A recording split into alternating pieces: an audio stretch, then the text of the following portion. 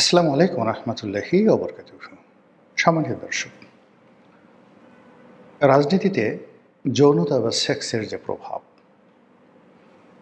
এটা নিয়ে আলোচনা করব। এটির দুটো বিষয় রয়েছে। বিয়ে শাদীর মাধ্যমে যে যৌনতা নারীর সঙ্গে পুরুষের, পুরুষের সঙ্গে নারীর, এবং সেটা কেন্দ্রিক যে ভালোবাসা, সে ভালোবাসার মাধ্যমে সারা দুনিয়াতে রাজনীতিতে কি হয়, এটি একটা প্রসঙ্গ। আরেকটি হলো বিবাহ বহির্ভূত সম্পর্ক, পরকীয়া সম্পর্ক। কর্তা ব্যক্তিরা যখন, রাজনীতির বড় বড় মানুষরা যখন এই ধরনের পরকীয়া সম্পর্কে জড়িয়ে পড়ে, সেখানে কি ধরনের ঘটনা ঘটে। নারী এবং পুরুষের মধ্যে যে যৌন সম্পর্ক, সেই সম্পর্কের বাইরে পুরুষে পুরুষে সমকামিতা, নারীতে নারীতে সমকামিতা, এটাও রাজনীতির প্রাচীন একটি, যাকে বলা হয় অপসংস্কৃতি। বহু রাষ্ট্র, বহু নগর রাষ্ট্র, বহু যুদ্ধ কেবলই মাত্র এই কারণে হয়েছে। এর বাইরে বিকৃত রুচি এবং বহুগামিতা। আপনারা জানেন যে বড় বড় রাজাবাসায় তাদের হারেম থাকে, তারপর তাদের হাজার হাজার উপপত্নী থাকে, তারপরেও তাদের যৌন লিপ্সা শেষ হয় না। এজন্য প্রজাদের স্ত্রী, কন্যা, বোন, এমনকি মা, তাদেরকে ছিনিয়ে আনার জন্য রাজকীয় বাহিনীকে ব্যবহার করার ফলে কত বিদ্রোহ হয়েছে, কত ক্ষমতা হারিয়েছে কত মানুষ, এই বিষয়গুলো নিয়ে সংক্ষেপে আলোচনা করব। সবার শেষে আলোচনা করব যখন সিংহাসনের একটা পর্যায়ে বা রাজনীতির একটা পর্যায়ে এই যৌনতা, বিশেষ করে নেতিবাচক যৌনতা খুব বেশি প্রবল আকার ধারণ করে, তখন সেখানে কি হয়। প্রথমে ইতিবাচক আলোচনা করি। যখন রাজার যৌন জীবন শৃঙ্খলাবদ্ধ থাকে, তার স্ত্রী বা স্ত্রীদের প্রতি যখন তার একটা কমিটমেন্ট থাকে, তখন সেখানে তাজমহল তৈরি হয়ে যায়। তখন সেখানে ব্যাবিলনের ঝুলন্ত বাগান তৈরি হয়ে যায়। আপনারা তো তাজমহলের কাহিনী সবাই জানেন, হয়তো কেউ কেউ ব্যাবিলনের যে ঝুলন্ত বাগান সে সম্পর্কে হয়তো অনেকে জানেন না। এটি প্রাচীন দুনিয়ার একটি সপ্তম আশ্চর্যের একটি। ব্যাবিলন যে নগরী, এটি মরুভূমির মধ্যে।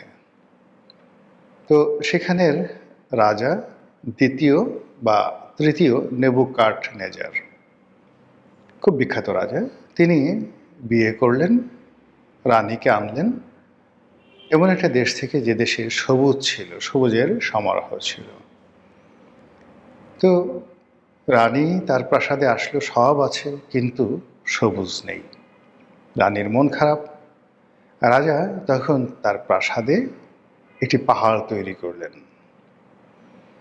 পাহাড়ের বাঁকে বাঁকে সে একটা বাগান, ঝুলন্ত বাগান তৈরি করলেন, কৃত্রিম বাগান, রানীর মনোরঞ্জনের জন্য, এবং সেখানে ঝর্ণার ব্যবস্থা করলেন ওই ব্যাবিলন নগরীতে। এটাকে বলা হয় পৃথিবীর সপ্তম আশ্চর্য প্রাচীন জামানাতে। এরকম অসংখ্য ঘটনা প্রেমকে কেন্দ্র করে। পরকীয়া যদি বলেন তাহলে হেলেনের ঘটনা, ট্রয়ের যুদ্ধ, এর সাথে উল্লেখযোগ্য কোনো ইতিহাস নেই।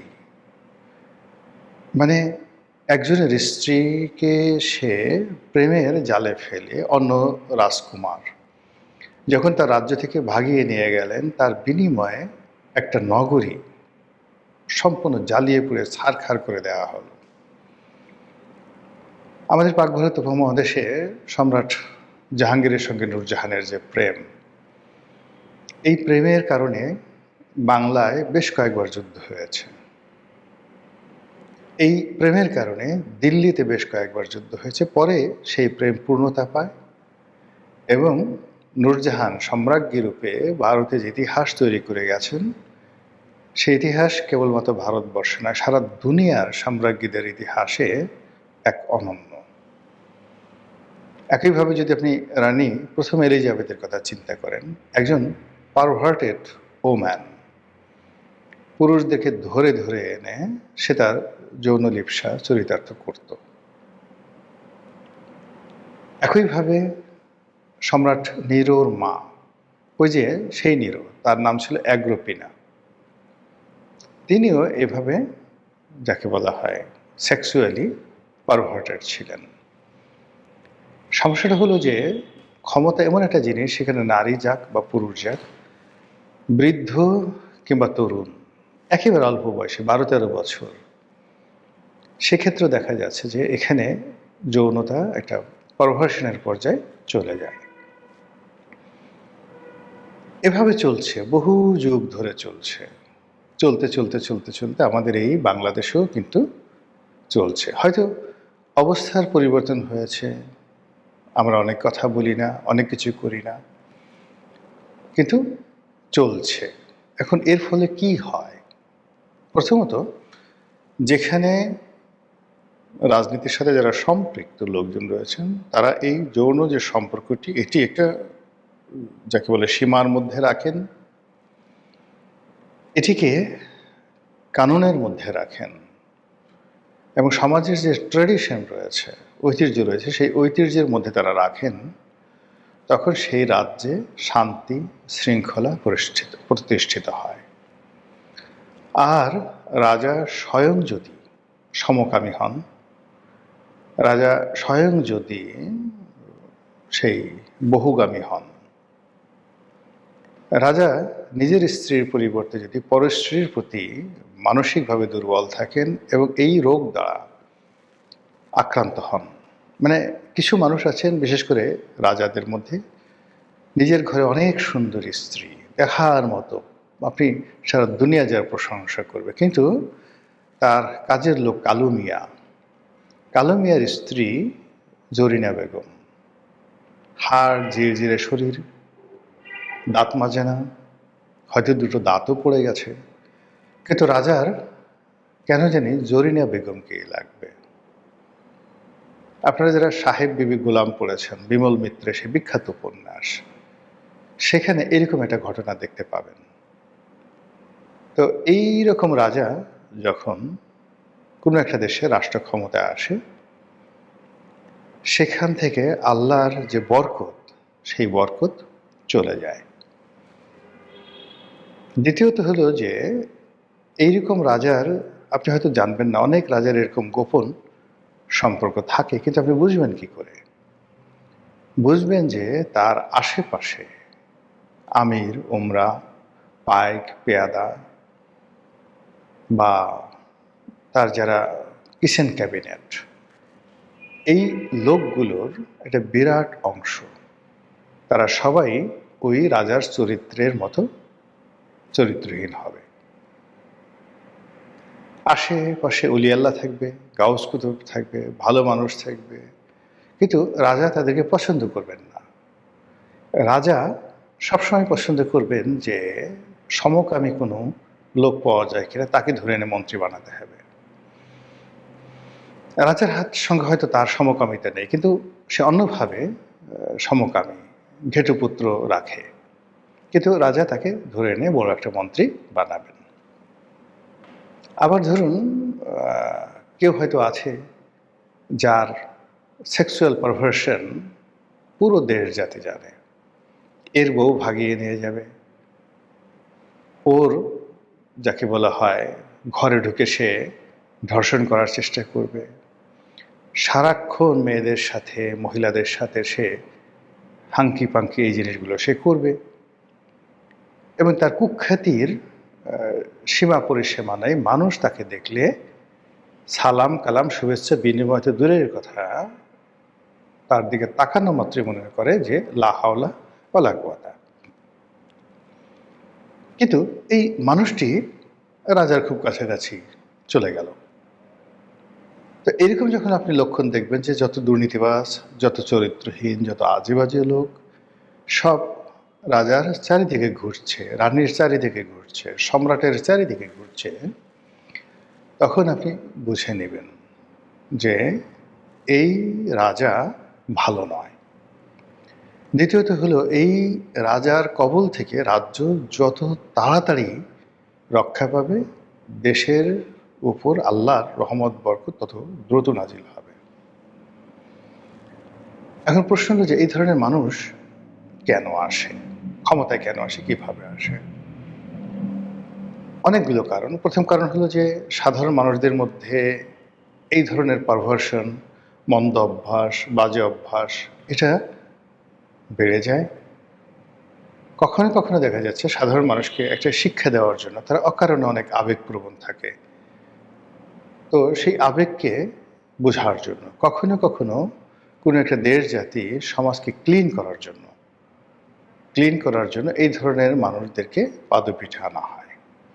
এবং এরা যখন সদল বলে সমাজ থেকে নিশ্চিহ্ন হয়ে যায়, তখন তার ভিতর থেকে ভালো মানুষ বের হয়, ঈমান বের হয়, একিন বের হয়। আপনি হাজার বছর ইতিহাসে দেখবেন যে ধরুন একটা খুব বাজে লোক ক্ষমতা থেকে চলে গেছে এবং তারপরেই অদ্ভুত সুন্দর একটা ভালো মানুষ চলে আসছে।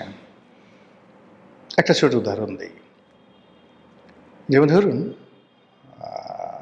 ইয়াজিদ। ইয়াজিদের পর ক্ষমতা এলেন মারওয়ান। মারওয়ানের পরে ক্ষমতা এলেন আব্দুল মালিক। তো আব্দুল মালিককে বলা হতো মসজিদের ঘুঘু। সারাক্ষণ তিনি শুধু মসজিদে পড়ে থাকতেন, কোরআন নিয়ে, হাদিসে, নামাজ কালাম নিয়ে। আর অন্যদিকে ইয়াজিদ যেটা করত, দুনিয়ার এমন কোনো এহেন কুকর্ম নাই তা সে করতো না। তার একটা যাকে বলা হয় রক্ষিতা ছিল। তো সেই রক্ষিতাকে নিয়ে কিছু হুজুর কথাবার্তা বললো যে এটা কি ধরনের কথা, রাজ্যের এত বড় ইসলামী রাজ্য, খলিফাতুল মুসলিমিন, সে কিনা এরকম একটা রক্ষিতাকে নিয়ে প্রকাশ্য রাজ দরবারে সবার সামনে যে হ্যাংলামো করে, এটা কি দেখা যায়? এ ধরনের কথাবার্তা যখন চলতে থাকলো, তখন ইয়াজিদ রাগ হয়ে একদিন সেই তার রক্ষিতাকে মসজিদে পাঠালো। যারা সমালোচনা করেছে তারা এই রক্ষিতার পেছনে দাঁড়ালো আর সেই রক্ষিতাকে বলল তুমি ইমামতি করো। চিন্তা করেন কত বড় দুর্বৃত্ত হলে এই কাজটি করতে পারে। সিমিলারলি আর একজন লোক, তার নাম সুলাইমান।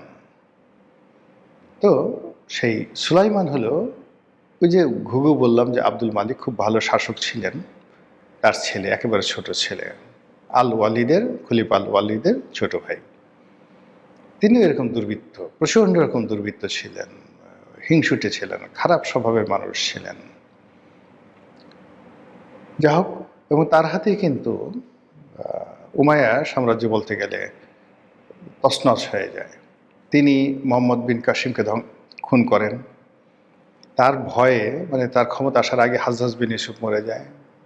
তারিক বিন জিয়াদকে তিনি মেরে ফেলেন, স্পেন বিজেতা। মুসা বিন নুসায়েরকে তিনি বন্দী করেন। এরকম অসংখ্য কাজ, এবং খুব অল্প সময়ের জন্য তিনি ক্ষমতায় ছিলেন। কিন্তু তারপরে যিনি ক্ষমতায় আসেন তাকে বলা হয় দ্বিতীয় উমর ইবনে আব্দুল আজিজ। এরকম আসলে পৃথিবীকে ক্লিন করার জন্য, সাম্রাজ্যকে, দেশকালকে ক্লিন করার জন্য, মন্দ মানুষের কবল থেকে বাঁচার জন্য আল্লাহ রাব্বুল আলামিন মন্দদেরকে সমাজে আনেন এবং তাদের মন্দ কর্ম সমাজে এমনভাবে প্রদর্শিত করেন যে চারিদিকের মানুষ শুধু ঘৃণা করতে থাকে, এবং ঘৃণা করতে গিয়ে তারা পাগলের মতো আল্লাহর কাছে দোয়া করে যে আল্লাহ আমাদের দেশে একজন মুমিনকে দাও, মুত্তাকিদেরকে দাও, পরহেজগারকে দাও, এবং জমিন বা প্রকৃতি তখন পরহেজগার লোকদের জন্য জায়গা করে দেয়, আর মন্দ লোকেরা পতনের অতলান্তে চলে যায়। তো এইভাবে আসলে রাজনীতিতে চলে। যেটা বলছিলাম যে রাজনীতিতে সেক্স বা যৌনতা এটা একটা বিরাট ব্যবসা কেন্দ্র, এটা একটা হাতিয়ার। এবং যে রাজা এই জিনিসগুলো প্রিভিলেজ দেয়, আপনি দেখুন এই যে আওয়ামী লীগ জমানাতে পাপিয়া কাণ্ড, কিংবা এরশাদ সাহেবের জমানাতে তার যে যৌনতা, সেই যৌনতা মানে জিনাত মোশাররফ থেকে শুরু করে কত মানুষের সাথে, এখন যারা জীবিত আছেন তাদের নাম বললাম না, অসংখ্য নারী, ভদ্র ঘরের নারী, প্রভাবশালী পরিবারের নারী, তিনি ছলে বলে কৌশলে যেভাবে পুরো সমাজটাকে যৌনতার দিকে ঠেলে দিয়েছিলেন, যার ফলে কি হলো, ইতিহাস তাকে ক্ষমা করেনি। শেষ দিন পর্যন্ত তিনি ছিলেন, কিন্তু তার কিছুই ছিল না। তিনি যেভাবে অপমানিত হয়েছেন এই সমাজে, যেভাবে লাঞ্ছিত হয়েছেন, তার দল এখন যেভাবে তছনছ হয়ে গেছে, এটা বলাই বাহুল্য। আবার আওয়ামী লীগ জামানাতে ধরুন অনেক নেতা ছিলেন যারা ওই পাপিয়া কাণ্ডের সাথে জড়িত। মানে সেই একজন মক্ষীরানী পাপিয়া, সে একটা 5 স্টার হোটেলে রীতিমতো একটা বালাখানা খুলে বসেছে, সেখানে মন্ত্রী যাচ্ছে, এমপি যাচ্ছে, আমলা যাচ্ছে, কামলা যাচ্ছে, এবং ওই সিন্ডিকেট যারা যেত তারাই কিন্তু প্রধানমন্ত্রী শেখ হাসিনার চারিদিকে সারাউন্ডিংয়ে সবচেয়ে প্রভাবশালী লোক ছিলেন। এবং শেখ হাসিনা যাদেরকে বেশি বেশি পছন্দ করতেন তাদের একটা বিরাট অংশ চারিত্রিকভাবে ভীষণ রকম বাজে ছিল। অর্থনীতি, যৌনতা, মদ্যপান, দুর্নীতি, প্রত্যেকটা জায়গাতে 100তে 100 নম্বর দেওয়ার মতো অবস্থায় তারা ছিল। এবং এই লোকগুলোর কারণে শেখ হাসিনার পতন হয়েছে। এখন শেখ হাসিনার ব্যক্তিগত চরিত্র কেমন এটা আল্লাহ ভালো জানেন, কিন্তু বাকি যারা আছেন তাদের মানে দুর্নীতি এবং কুকর্মের কথা মানুষের মুখে মুখে ফিরে। ফলে কি হলো, অনেক কাজ করেছেন শেখ হাসিনা, কিন্তু তার সেই কাজের ভিতর থেকে রহমত বরকত চলে গেছে। এবং যখন রাষ্ট্র ক্ষমতা চারিদিকে এভাবে যৌনতা থাকে, মন্দ মানুষের সমাবেশ থাকে, এবং আপনি খুঁজে দেখেন যে শেখ হাসিনার চারিদিকে একটা সিঙ্গেল লোক খুঁজে বের করেন, 5 ওয়াক্ত নামাজ পড়ে, ঘুষ খায় না, ভালো মানুষ, ব্যক্তিগত জীবন পারিবারিক জীবনে দুর্নাম বদনাম নেই। 100 জন লোককে আপনি খুঁজে বের করেন তো আছে কিনা? সিমিলারলি আপনি চিন্তা করেন ডক্টর মোহাম্মদ ইউনূস ফেল করলেন কেন? তিনি যে চক্রটি গড়ে তুলেছিলেন, তিনি নিজের সহ অন্য সবাই, আপনি কি তাদের যৌন জীবন সম্পর্কে ভালো কথা বলতে পারবেন? ব্যক্তিগত চরিত্র, নৈতিক চরিত্র, অর্থনৈতিক চরিত্র। ফলে কি হলো, তাদের সবার সারা জীবনের যে অর্জন, সেই অর্জনগুলো নষ্ট হয়ে গেল। এবং মাত্র 17 মাসের মাথায় কি পরিণতি ঘটল। তো সেই দিক থেকে এখন যারা আছেন তাদের চারিদিকে খোঁজ খবর নিন, এবং যদি দেখেন সব কিছু ভালো, আলহামদুলিল্লাহ। আর যদি দেখেন অতীতের মতো, মহাকালের মতো ঘটনা ঘটছে, তাহলে কি পরিণত হবে সেটা আপনার আমার বলতে হবে না। কিংবা আগামীতে যারা ক্ষমতা আসতে চান তাদেরকে এই বিষয়গুলো খুব চমৎকারভাবে স্মরণ রাখতে হবে, তওবা করতে হবে, এবং নিজের নফস তার উপর নিয়ন্ত্রণ প্রতিষ্ঠা করতে হবে। মহান আল্লাহ আমাদের সবাইকে হেদায়েত দান করুন এবং হেফাজত করুন। আসসালামু আলাইকুম ওয়া রাহমাতুল্লাহি ওয়া বারাকাতুহু।